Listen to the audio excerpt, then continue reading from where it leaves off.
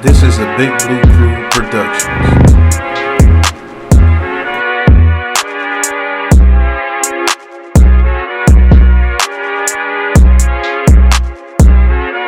Hey, what are you doing? What is wrong with you?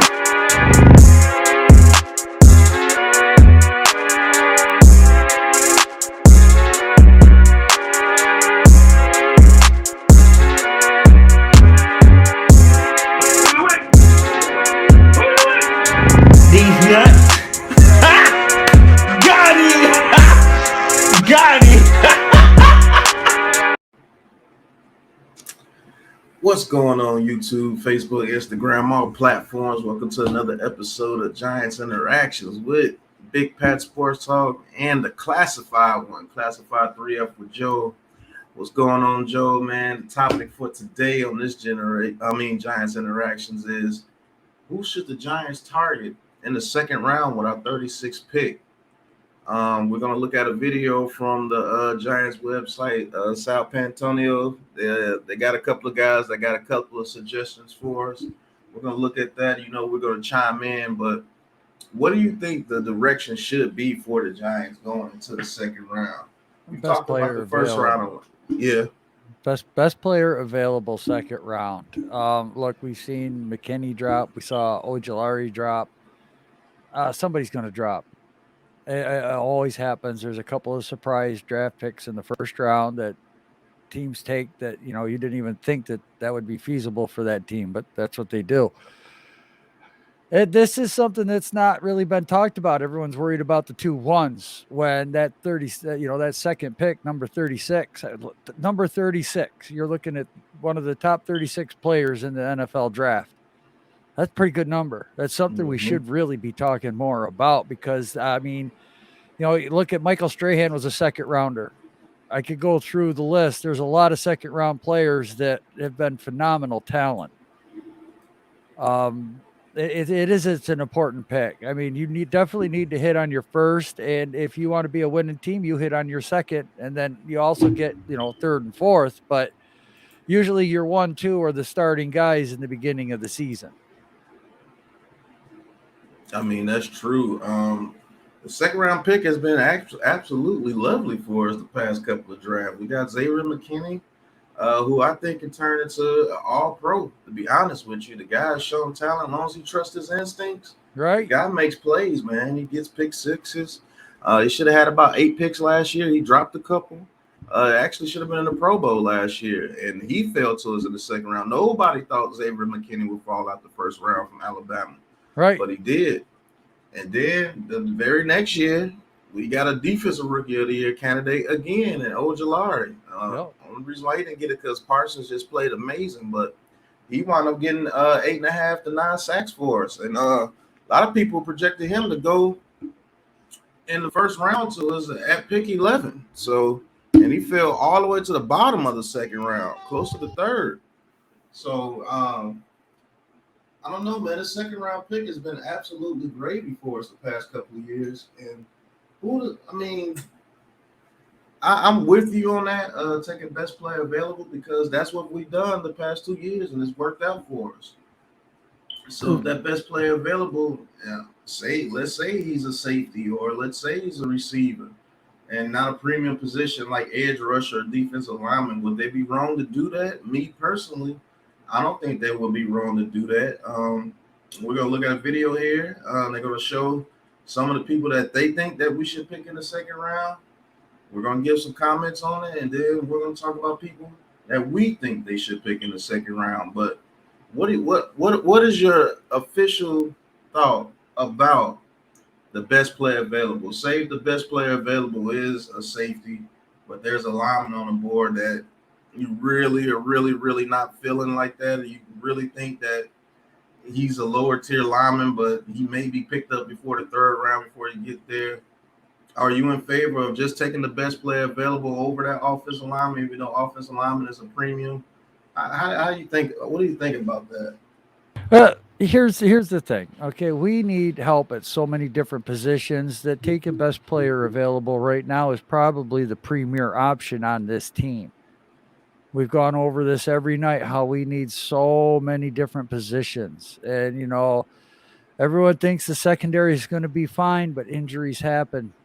You know, that's one position that has been shown that you can't have enough depth. You know, just like an offensive lineman, you cannot have enough depth at that safety because they're so important, you know, with your schemes and your coverages. So if it is a safety, that's about. Last year, we took our third round draft pick and traded up, and we got another corner. And everybody's sitting there scratching their head. Why did we get another? We don't need corner. You know, what are we doing? You know what? We needed another corner. Right. So let's just remember that. It's not. It might not be the splashy.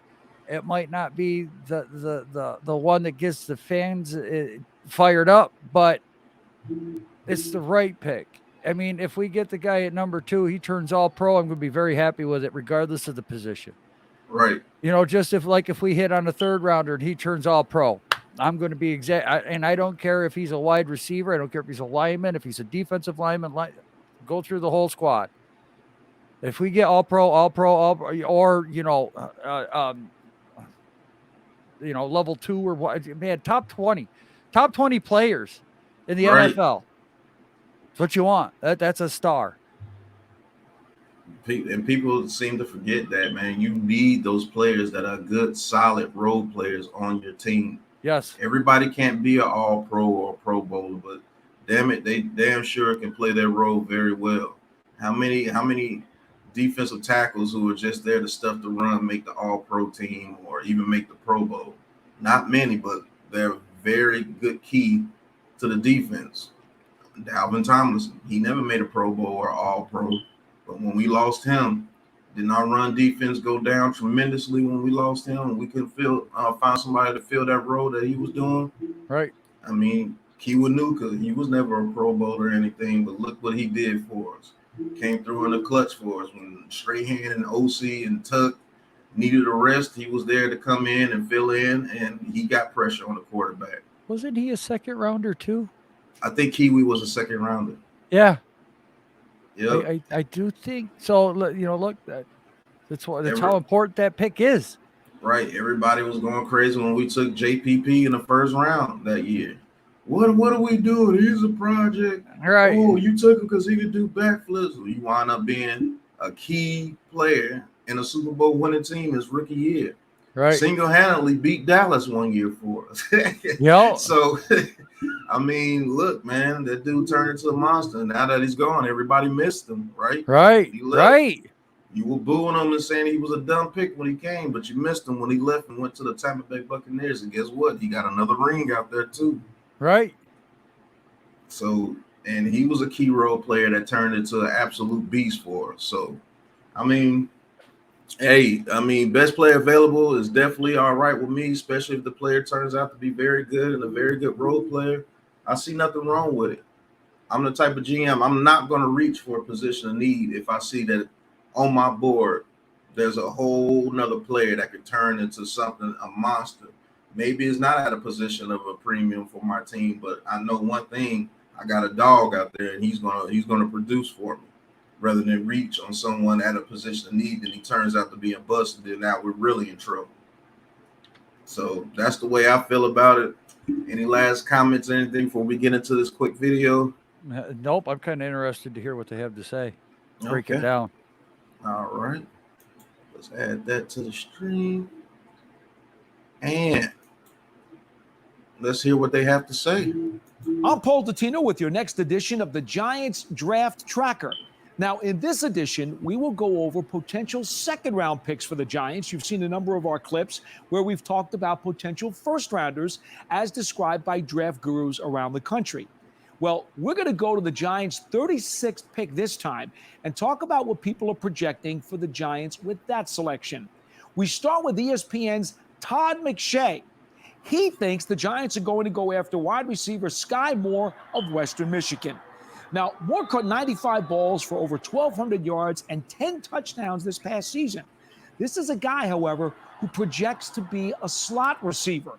Now, you have to wonder where the Giants' need component will be, given that they already have Sterling Shepard and Kadarius Toney, but this is certainly a player who has good second-round value.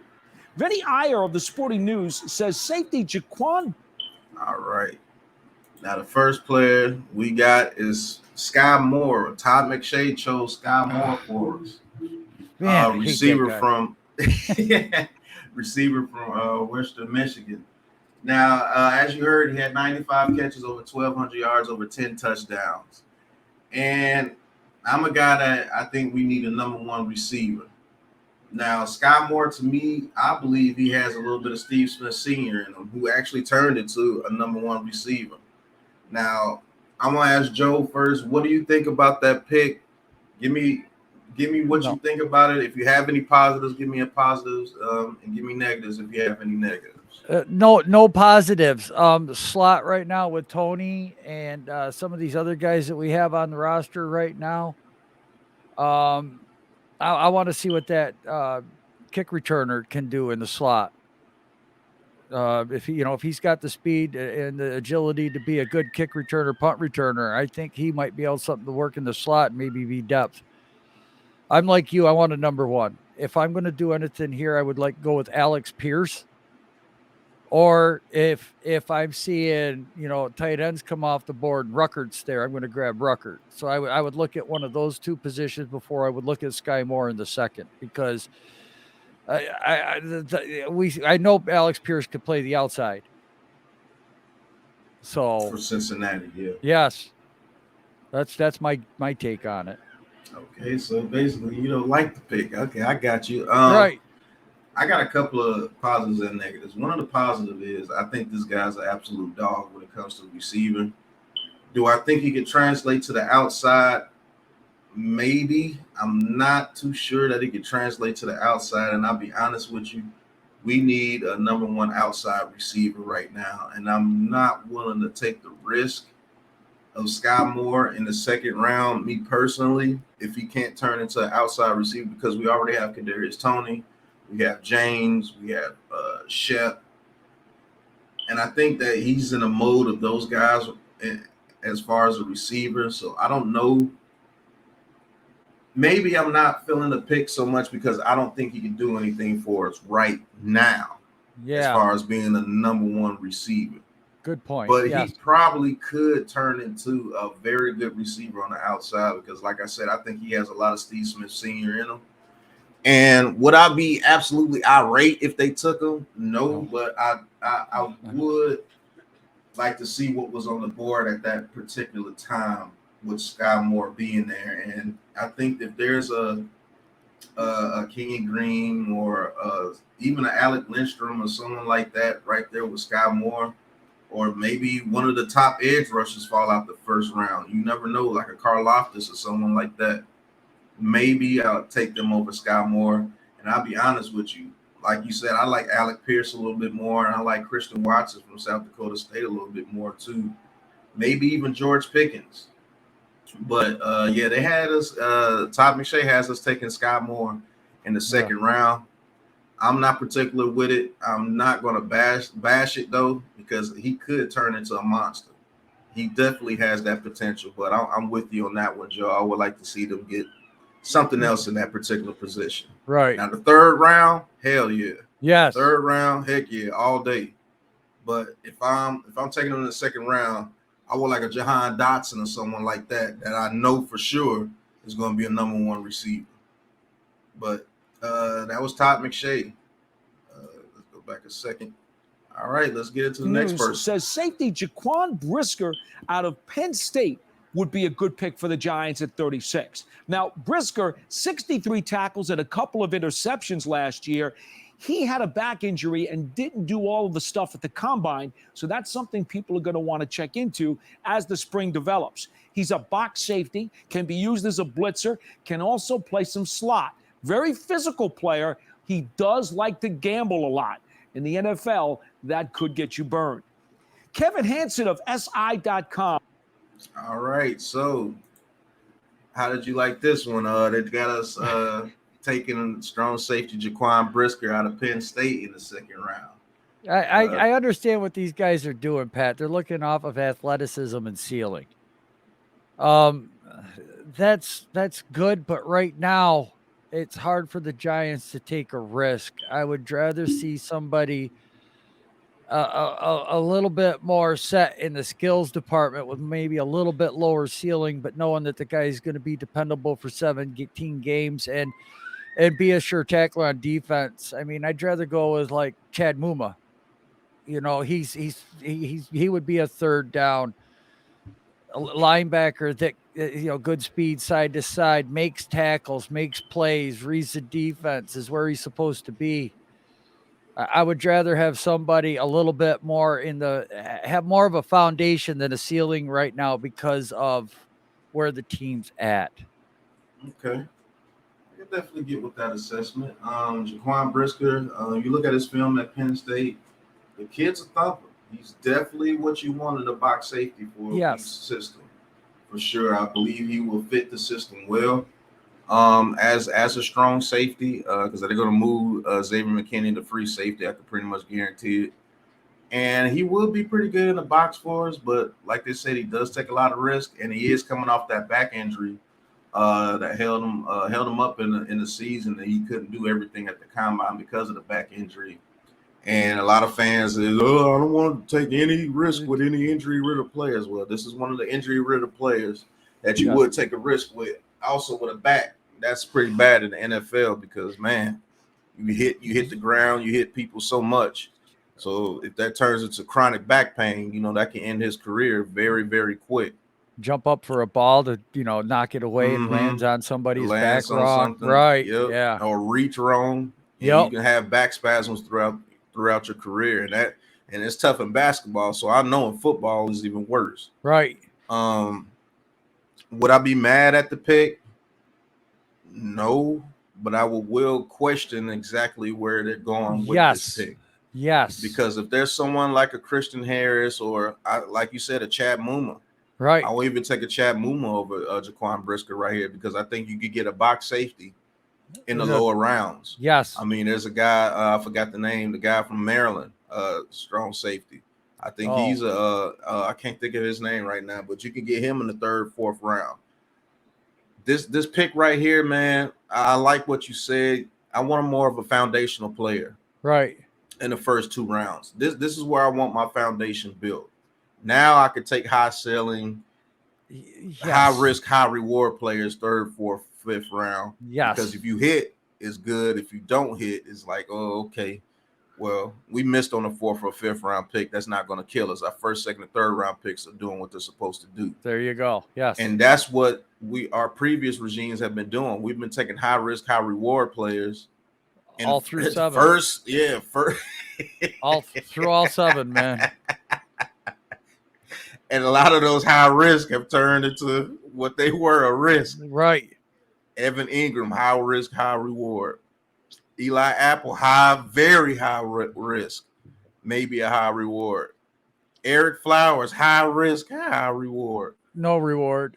You're right. But DeAndre Baker. Yep. I mean, Dexter Lawrence, the jury's still out on him. Right. Saquon Barkley, the risk was out on him when he came out because he had an injury history before coming out. Lorenzo Carter, Zimenez. I mean, a whole bunch of these guys. Pert. Yeah, Matt Pert. Shane Lemieux. Yeah, at least Shane Lemieux was a 5th round pick. Pert was a 3rd round pick. I know. Carter was a 3rd round pick. Zimenez was a 3rd round pick. Yep. And this is one of those players in that mode, I truly believe. And the 7th round pick is still on the team, but we can't keep a 3rd. Right. All our low round picks are still on the team. Right. The damn 1st through 5th. Right. They're not here. I mean, it's funny. It's funny, but it's true. That's crazy. I know you can't. You got to laugh at it because it's like, oh my God, the neglected. The more we talk about this, the more we shine light on the stuff that's going on. Yeah. Man, how can anybody on this team succeed the last couple of years, 10 years? No wonder we're dog crap. Because we've taken a lot of high risk, high reward players, and we get no reward and taking all the risk. And not to bash the kid, I think he's one of these high risk, high reward type players, and I don't think we can afford to take a player like this in the 2nd round. I just don't. Right. I believe he can fit Wink's system, but man, I don't know. So I think he would be a guy that would take a year or two to get into the right conditioning. Is that, not nothing against the kid, but if you've got back issues and everything, you're going to have to condition twice as hard as everybody else so that you don't develop that injury, back spasm, and can prolong your career. right. So yeah, I'm not totally with that pick. Oh. If they did do it, I understand what they're trying to do. They're trying to pair him with Xavier and McKinney, but Right.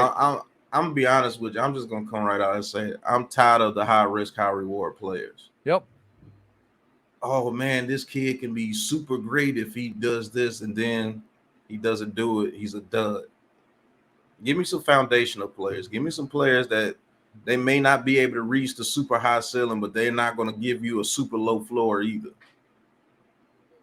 Give me a player that can come and bring his lunch pail, and he's going to do what you ask him to do every Sunday, and you leave the field good, feeling good about what he did for you because he did exactly what you asked him to do.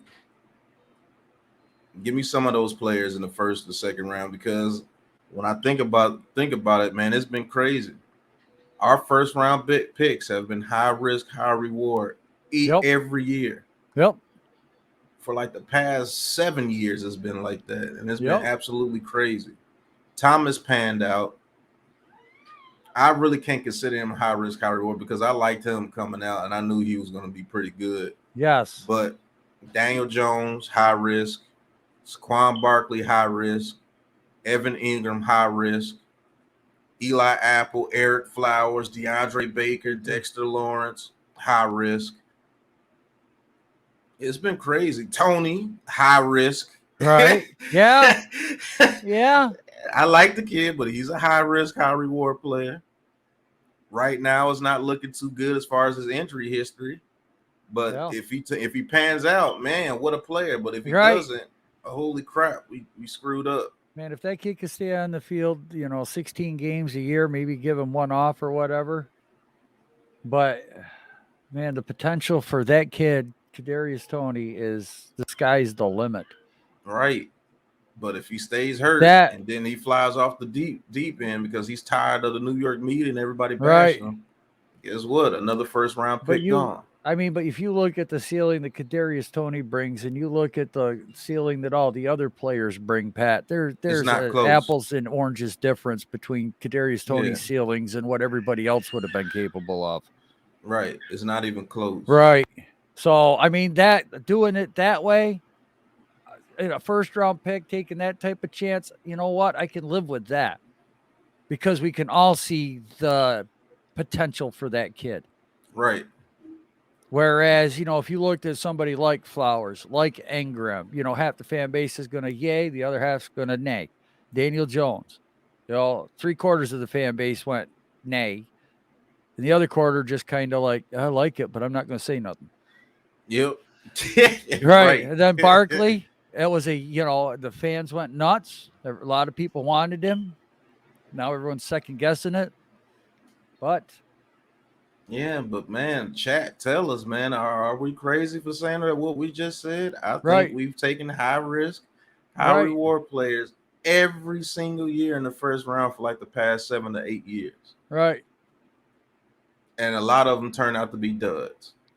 And that's why this team is in the turmoil it is now. We're going to find out if 3 more of them were duds this year between Lawrence Jones and Barkley. So we have to hang on to our hats. We have to hang on to our hats with that one. Because if all 3 of those turn to duds, my goodness. Yeah, it's really pathetic. I feel bad for Shane today, Bo. Yes. Because if they turn out the duds, it's all on them now. Because that's the last 3. And that's sad. Yeah, it is. If they fail, none of our first round picks like the past 7 years have panned out. But we're gonna get to the next player. But that's a good observation right there. Chat, let us know what you think about that. Here we go. Projects guard Kenyon Green out of Texas A&M to the Giants at pick number 36. Green goes 6'4", 323 pounds. This is a guy who's played 4 positions on the offensive line during his career, did not play any center. So both guard spots, both tackle spots, primarily, though, at left guard for the Aggies. He is a mauler. He's quick off the snap. He's powerful. He's got a terrific anchor. Of course, though, he's projected as a guard in the NFL because he doesn't have as much agility to move out to tackle when he gets to the professional level. Then we go to... All right, so that was the third person. Now, this person might be on my level. I would love Kenyon Green in the second round. What do you think, Joe? Oh, I don't know about Kenyon Green. Again, I want a little bit more solid of a foundation, I guess. I mean, I kind of, if I'm here and he's there, I'd like Zion Johnson. And, you know, he's got 34-inch arms and, you know, but his best position is guard. If we're taking a lineman in the second, you know, I think he would be just a little bit more stable. You know, he's smart, technically sound. He's a strong blocker. Fitting him inside. He's a high floor player at the position of guard. So he might be a little bit more ready, but that's my opinion. Not saying that Green wouldn't be a bad pick. I wouldn't poo-poo it. But if I had a preference, I think I'd rather go with Zion Johnson. All right. Well, I'll let you know now. I don't think Zion Johnson reaches the second round. I don't either, but with you. Speculation. If they pick, I see where you're coming from with this. You want a little bit more of a, what can I say, a known commodity. Yes. Known commodity there. Again, an anchor, dependability, reliability, knowing he's going to be there, knowing what he can do. You know, not going to fail. Yeah, I mean, that's about a sure thing you can get as far as the guard position in this draft is Zion Johnson. I'm just going to be honest with you. I think he's the best guard in this draft, and I don't think it's close. And I have to question, why has Kenyon Green fell out the first round in a lot of these mock drafts? I don't know. Right. But I'm not going to be mad if they pick him there because I think if you put him alongside Thomas at the left guard position, Thomas, Green, whoever wins the center position between Feliciano, Max Garcia, Lewinsky, and let them battle it out at the right tackle. What if we get an Evan Neal at right tackle or Iquanu or a Cross at right tackle? Right. That's a formidable line. I'm not going to lie to you. Is it complete? No. Not by a long shot. But I think Kenyon Green, I think he will succeed. I think if you put him at that guard position along with someone who knows what they're doing, definitely Andrew Thomas knows what he's doing at the left tackle position if he can stay healthy. That's another thing with Andrew Thomas when it comes to health. He's had bad feet issues, and that's kind of worried me too. Right. But Andrew Thomas and Kenyon Green on that left side, man, I think that left side could be our strongest side of our offensive line if we drafted Kenyon Green. I won't be mad at that pick. I think a lot of fans are looking at it like if we did draft Green in the second, that would be a step in the right direction for the O-line. Yeah. So, you know, like I said, I'm not going to poo-poo it. If I had a preference and if he dropped, if what's his name drops to the second, I'm grabbing him, Zion. Oh yeah, Zion Johnson. Yeah, I'm taking him over Kenyon Green. Hey, you know what? What if he's the McKinney or the Ojulari? Oh God, please be there at 36, please. And it'd be 3 years in a row. Like Chris Snead came out of the second. Yeah. I mean, There's if he another fell one. to the second, Joe, I'm not gonna lie to you. He fell to us in the second.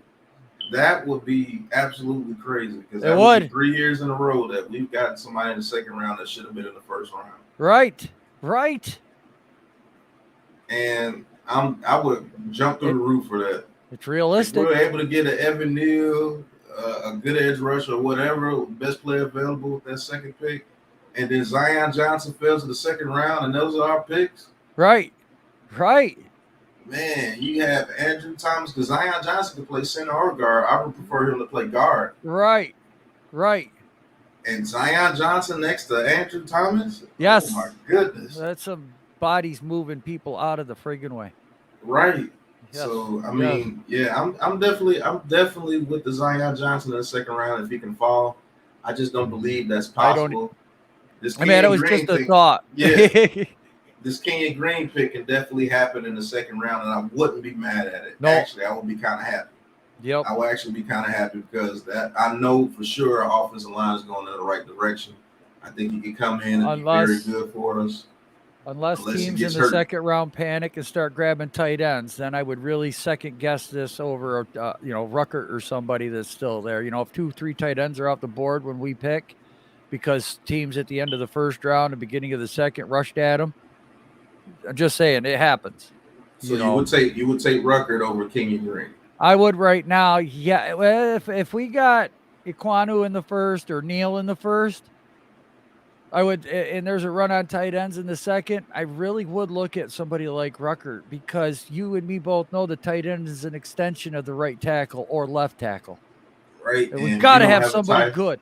Yeah, we don't have a tight end to speak of. Right. Right. Yeah, I would have to take a seriously long look at that. That's it. I'm not saying I would pick one. I'm just saying that if I'm the Giants at 36 and I see that the tight ends are starting to come off the board, because everyone knows that there's a panic. Everyone starts reaching. We've seen it and seen it and seen it. And that really alters the draft when teams do that, because it's like, damn, we need a tight end too, and all these tight ends are coming on. We got to get our tight end now. Right. Because he won't be there in the third round. Right. So, that'd be a tough decision, man.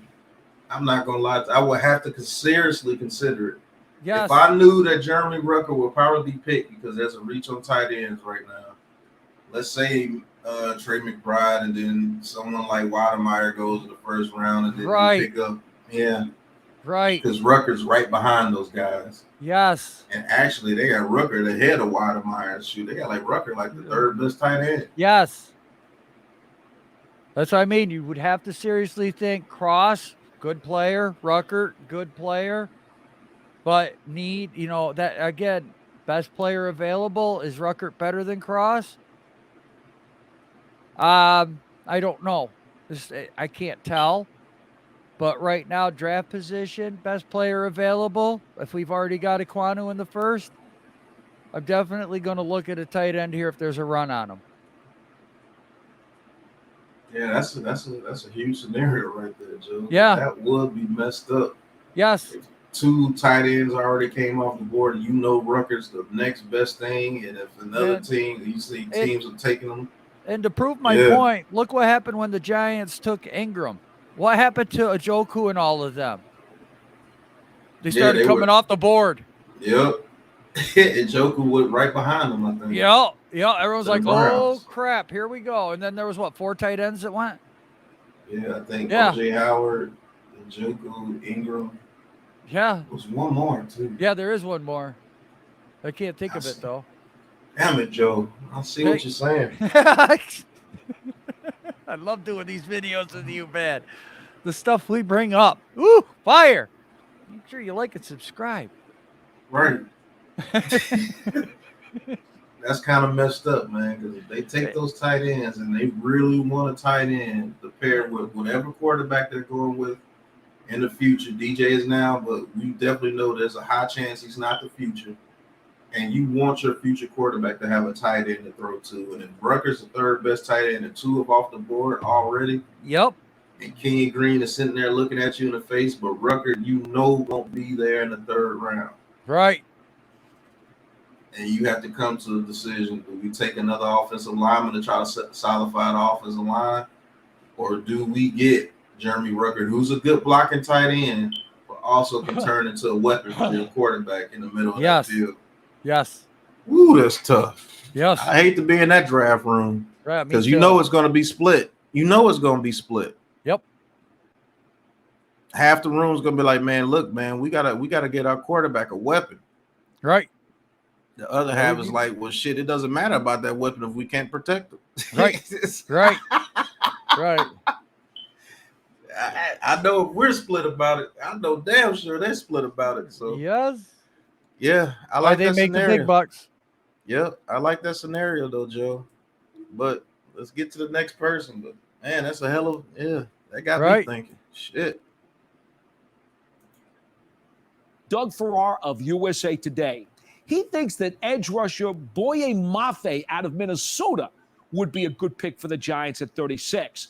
Now, Mafe is the guy who succeeded Carter Coughlin in the edge rushing spot for the Golden Gophers. He goes 6'4", 260 pounds. This is a guy who plays standing up or with his hand down in the ground.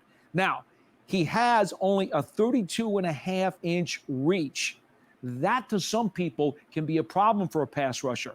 But how does Mafe overcome that? He's good with his leverage, and he's a really good hand fighter. He had 7 sacks last season, but only 34 tackles. Because he is primarily a pass rusher, he will have to do better with his reads against the run and have more power and strength to anchor against the run as he comes up to the National Football League.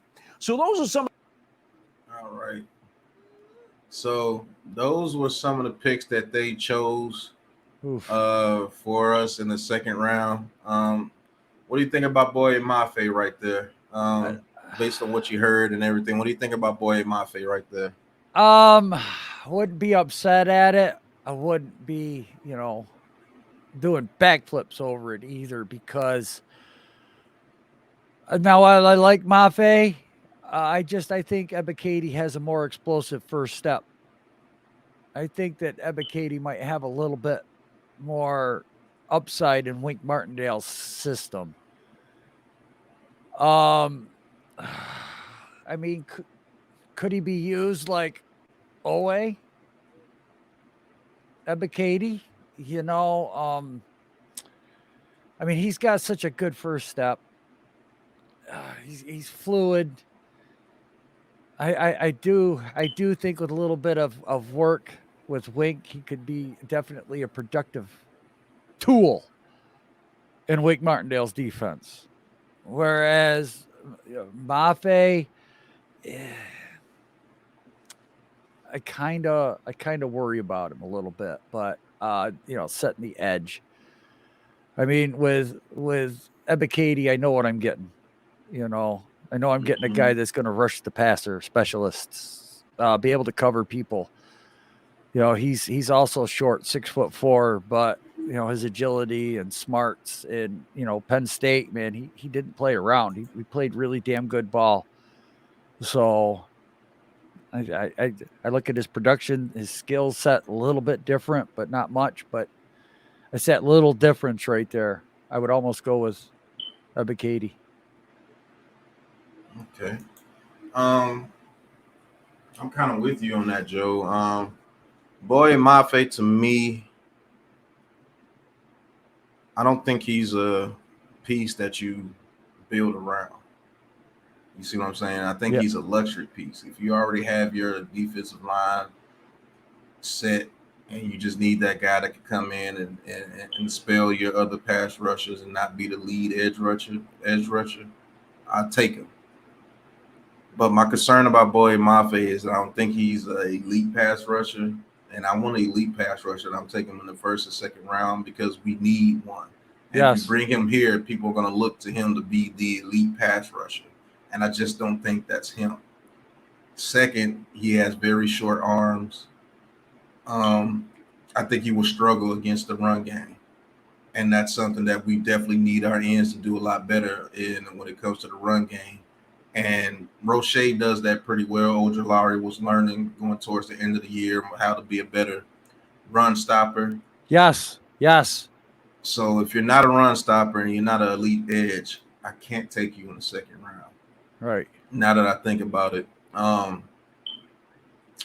I don't. I can't. I take it. It just depends on who's there. If he's the best player available, then yes. But I think there'll be a lot of players at that number 36 position that I could consider before taking a Boye Mafe. Just to be honest with you, not bashing the kid. I think the kid is going to be good. If he goes to a team, let's say if he went to the Rams, I think he would be amazing because he doesn't have to be the top edge rusher. If he went to the Bills, they love drafting guys like that. Yes. And he has to be part of a steady rotation. Yes. And not be one of the best of that rotation, if that makes sense. Right. if he came here, people would consider him better than Roche, Ellis Smith. Yes. And he'd be on par with Ojulari, but we need an alpha. We need an alpha edge rusher on this team. Yes. Somebody that that can command the double team. You know that when he comes off the edge, he's that dude. A Thibodeau or Hutchinson, Jermaine Johnson can turn into that. Yes. I'm not with the hype on Trayvon Walker. Right. Even though I think he can turn into be something pretty good. I just think he's a tier below those guys. Karlaftis can probably turn into that as well. Well, hopefully he's not down by the people that's saying that he's not even a first rounder now. So well, in the Big Ten, Pat Ebiketie had the third highest pass rush win rate in 2021 behind Hutchinson and Karlaftis. So he was third. So it's not like he's not a slouch. It's just that he has to learn how to use his hands and everything. Yes. But he has a dynamite in-out move. Oh, and the step. Yeah, he has one of the fastest first steps in the draft. I remember watching that game. We couldn't believe how quick he was off the ball. Man, if he could learn a good spin move, yes, he would be awesome. Yeah. So I would take him over Boye. I would. Yep. Just to be honest with you. And I think they'll be right there in the same position. Maybe Ebiketie slides into the end of the first round, maybe.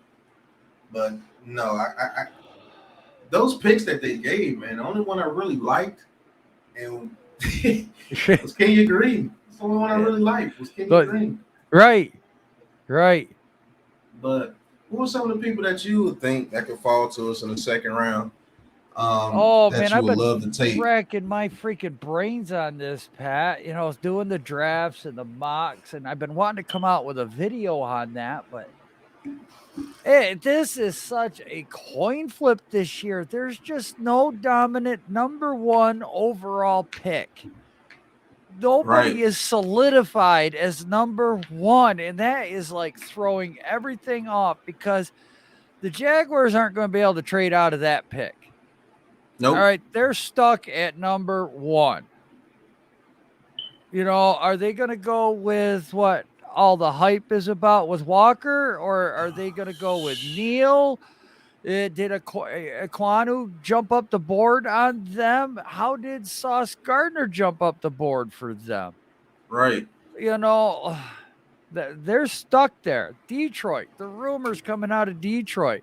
We want to trade the pick. We might draft Willis, yada, yada. Oh, my goodness. So the Texans, now they're starting to think about different stuff, trading the pick.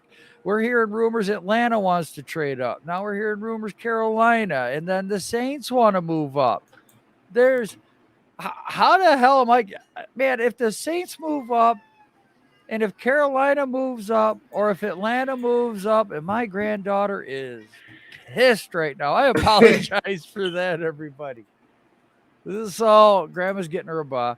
But it all depends on where these quarterbacks go, because if the quarterbacks go 2-3, wow, who's going to be there? Does that change up our whole draft board? Right. Does it change, man? It's going to change up a lot of people's draft boards. This draft here, this is going to be one of the weirdest drafts in a very long time. You might see a bunch of surprises. You'd be like, what in the hell are they doing? Right. I really think that this draft is going to change, but some of the people that I hope fall to us, I'm not going to lie, like a Jahan Dotson from Penn State. Yes. I hope he can fall to us. A Zion Johnson from Boston College. Hopefully he can fall to us. I wouldn't mind a George Karlaftis from Purdue if he can fall to us in the second round. Hell, I mean, there's a lot of people that could fall to us in the second round that I would love to pick up. Ebiketie would be a good one in the second round. I think he has major potential. And I think him and Ojulari would be very good coming off that edge. I know people aren't saying running back, but man, that Kyrene Williams from Notre Dame. Oh. I don't think he goes in the fifth round. You don't think so? No. He was so productive, though. Yeah, he was a speed back, but he ran a 4.7. Well, That's crazy. I've never seen that. I mean, Jerry Rice ran. Yeah, more. I don't know. Is it his vision that makes him that good? it has to be You know, if you've got because a he running looks back with fast that, as hell in film. right? So that's what I mean. If his vision is that good, but he only runs a 4.7, could he move up into the second? Just bringing. I know everybody's like, we got Barkley, screw the running back, okay? But you got to look at all scenarios. You got to look at all the points of view, all the positions that are available at that time, because that kid could get talked up 3 days before the draft. And move up boards. Right. For sure. I've seen it happen. Shit, Right. Trayvon Walker. Right. Nobody was talking about Trayvon Walker even being a first-round pick into the combine, and then he went all the way up to top 5. Now they're talking about number 1 pick. Like, what? Okay, take him number 1. But that would definitely piss a lot of people off, though, Joe. I'm not gonna lie to you. They take a running back in the second round. That would trigger a lot of people. I know it would. But like I said, you have to think about the future of the team, man. That's what the draft is for. If you know that you're not going to pay Saquon Barkley what he's going to ask for, because he's going to ask to be the top paid running back when it comes to money, when it gets to free agency, and you know you're not bringing him back. And if you have a running back in mind that's sitting right there looking at you in the face with great value, right? Why not take him?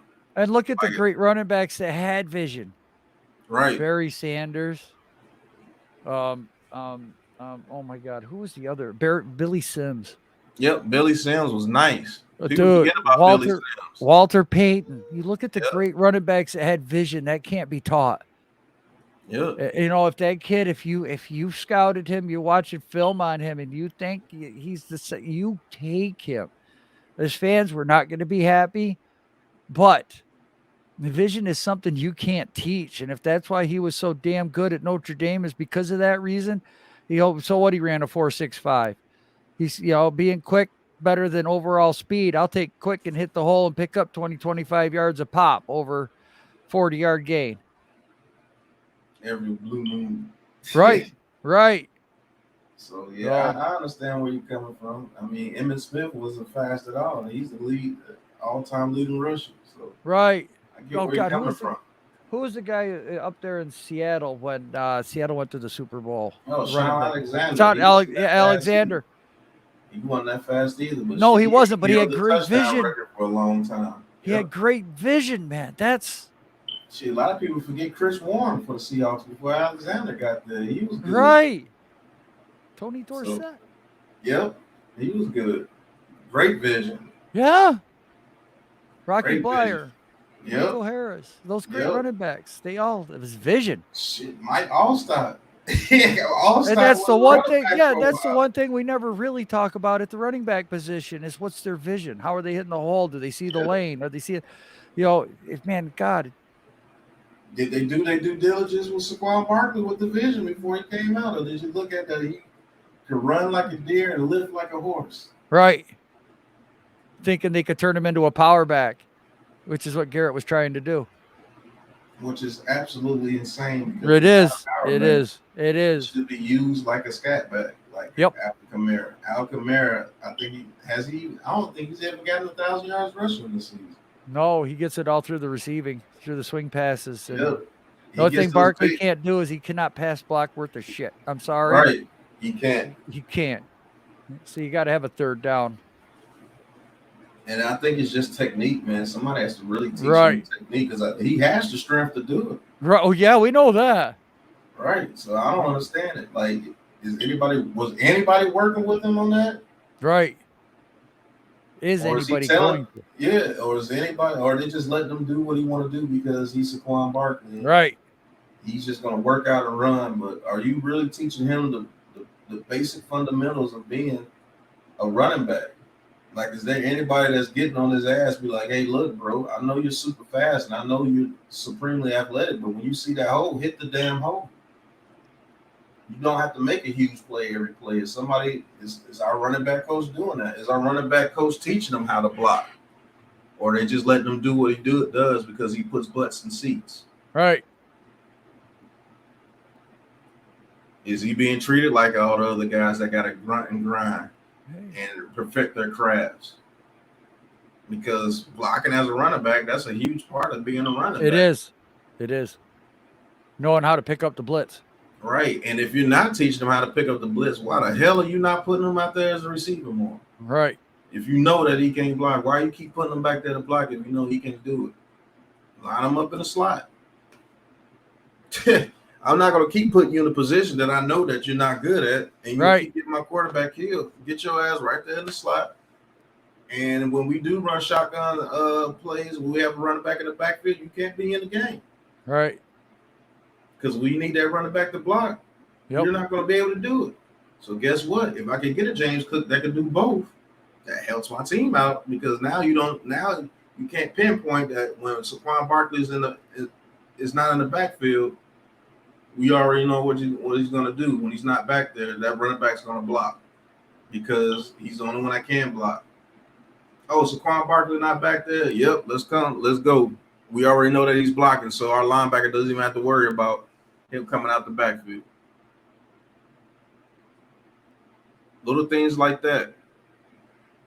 Oh, Saquon Barkley's in the backfield, so more than likely it's going to be a screen. Right. Because he's definitely not going to be back there to block. People don't think about little things like that can hurt the team. That people in the NFL are smart. If I can recognize it, they've recognized it 5 times already. Right. They do this every day. And if you study film and you see that the Giants put Saquon Barkley in that backfield, more than likely it's a screenplay.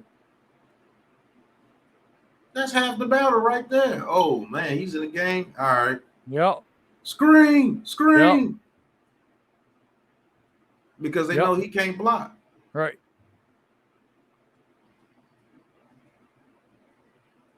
It started to become predictable. And the offense was already predictable enough. So now they definitely know what's coming. And that was all based upon Garrett's offensive scheme. Yeah. Horrible. And it's not. And in chat, don't take it wrong. I know a couple of people gonna say it in the chat. Oh, why are you so hard on Saquon Barkley, but you're not hard on DJ? I'm not being hard on Saquon Barkley. That's just an observation of mine that I've seen. If I'm a guy that studies film, if I'm a linebacker that studies film, and I see that every time that Saquon Barkley comes into the game in the shotgun, when he's back there by Daniel Jones, out of 10 plays, he might block twice. Right. And out of the other 8 plays, 5 of them are screens. So there's a 50% chance that that's a screenplay coming up right now. Right.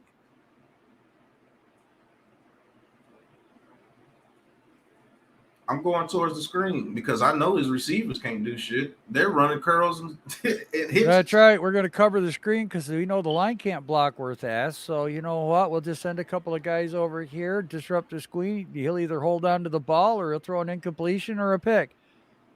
Right. Oh, okay, next play. Hey, we got you on that one. What are you going to do this time?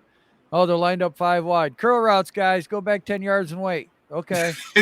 Right. Woo! Yeah. All right, 3rd down, baby. 3rd and 10. What are you guys doing? Lie back underneath, stand right there underneath that tight end. He's going to run right behind you. Here comes a quarterback sneak. What the hell? Okay. 4th and 12. Punt the ball. That was easy. Yeah. Staples. That was easy. Right. Because I know my 4-man rush could get in there at any point. We don't have to blitz.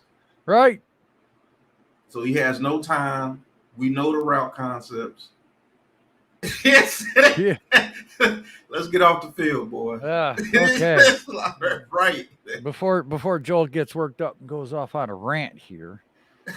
Okay, I got you. Yeah, this subject, I'm starting to feel it, my guy. I'm really starting to feel it. But it's true. I mean, I know it is. Last year. I know. We called all 17 games last year, Joe. It was all 17 weeks. Yes, we did. We seen it. We saw it continuously. Go watch our reviews, man. Yep, and there's the snap. The offensive line's on their ass. Here comes the defense. Danny's scrambling for his life. Yep.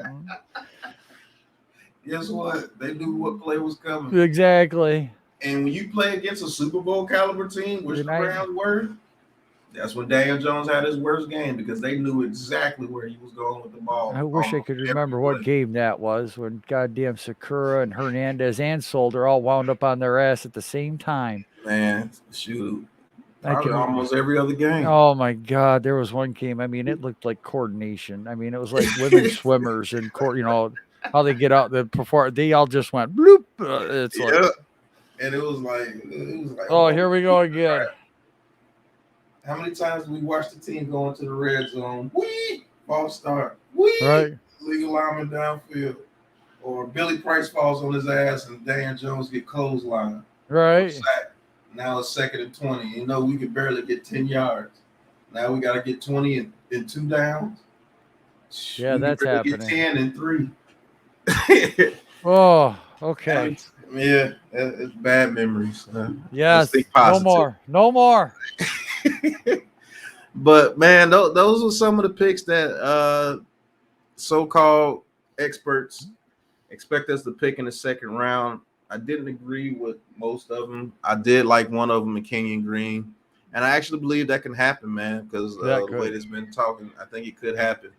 Yes. I don't see a Linderbaum or Zion Johnson making it out of the first round, but if they did, that'd be one hell of a pickup. I'm not gonna lie to you. But I'm excited for this draft season to come up. I cannot wait to do the draft for you guys, the first round for you guys Thursday. Thank goodness I have a heck of a team behind me because I have to call 2 Shreveport Mavericks games on Friday and Saturday, but Joel and Lou are going to pick up the slack for me. I do appreciate you guys so much. Yeah, always here. But we named a couple of guys that we think that we can get in the second round or hope fall to us in the second round. You guys in the chat, let us know exactly how you feel about the picks that the experts pick for us, and who do you think we can get in the second round? I would love to hear it. Joe, you got anything before we get up out of here? We actually made it in an hour. Yeah. If we get it done in 3 minutes. Just looking forward to leather to the face now, man. Yep, leather to the face. Will early be Saturday morning. Early Saturday morning to Saturday night. So yes. Got a long day ahead of us coming up tomorrow. Appreciate you guys for watching. Don't forget to hit that like and that subscribe button for us. Yes, with please. Big Pat Sports Talk, Classified 3F with Joe, G Nation Inside Sports. Links will be in the chat. And if you want to talk your talk with Big Pat Sports Talk, hit that join button, man. And I definitely appreciate all the members of the Talk Your Talk with Big Pat Sports Talk gang. We got 8 members so far. We're growing.